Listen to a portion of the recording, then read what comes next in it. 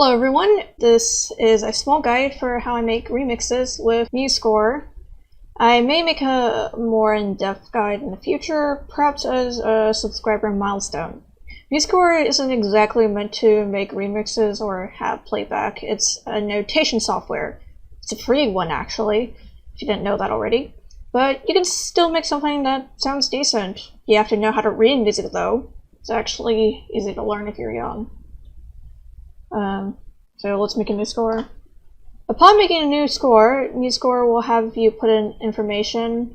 I usually fill out just the title and the composer. Click next. You can choose your instruments. You can choose a template. So I already have the three instruments I want: oboe, B-flat clarinet, and bass clarinet. Let's go next. I already have the tempo. That's the beats per minute. The key signature is right here. If you hover your cursor over each selection, you can see the major and the minor key. For example, this one sharp has G major or E minor. This one flat, F major or D minor. There's also a choice for having this to be empty, open, or atonal. Just pretty funny. Here's also the time signature, pickup measure, and a number of measures. And now we're here making the score. So we have oboe, B-flat clarinet, and bass clarinet.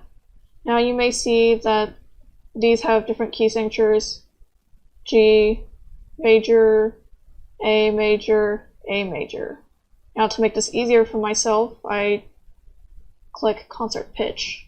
And this makes it concert pitch if you didn't know about music. I've downloaded a few sound fonts. This can be changed in View and then Mixer, or View and then Synthesizer.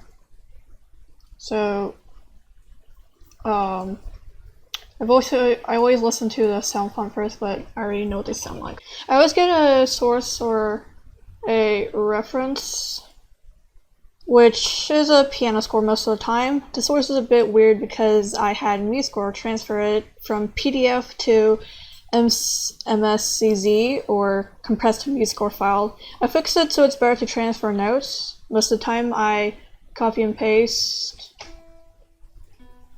and